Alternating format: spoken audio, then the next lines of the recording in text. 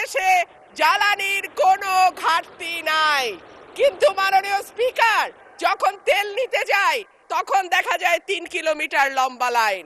মাননীয় স্পিকার, কাদম্বরী মরিয়া প্রমাণ করিল যে কাদম্বরী মরে নাই। আমাদের তেলের দাম শেষমেশ বৃদ্ধি হইল মাননীয় স্পিকার, কিন্তু তার আগে আমরা দেখলাম কয়েক কিলোমিটার জুড়ে লম্বা লাইন। আমরা দেখলাম মাঝরাত পর্যন্ত ড্রাইভাররা দাঁড়িয়ে আছে, তারা তেল পাচ্ছে না, কিন্তু সরকারের সেই ব্যাপারে কোনো হেলদোল নাই।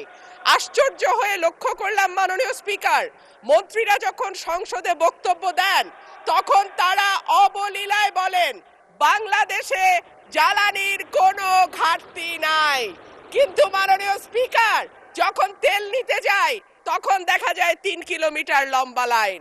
মাননীয় স্পিকার, সরকার সম্ভবত কিছু পদক্ষেপ গ্রহণ করবার ঘোষণা দিয়েছে।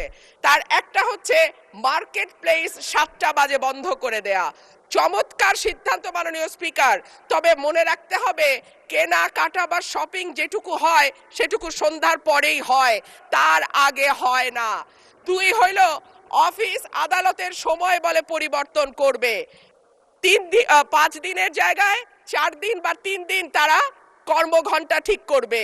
কিন্তু প্রশ্নটা হচ্ছে যদি জ্বালানির কোনো সংকটই না থাকে তাহলে এত লম্বা লাইনই বা কেন, দামই বা বাড়াইতে হয় কেন, অফিস কর্মসূচি সময় পরিবর্তন করতে হয় কেন?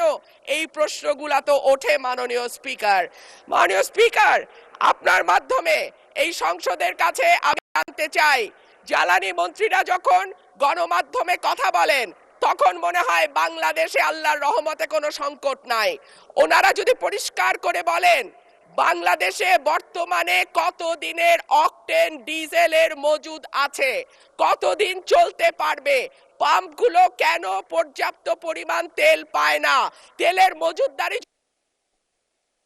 ধন্যবাদ মাননীয় সদস্য।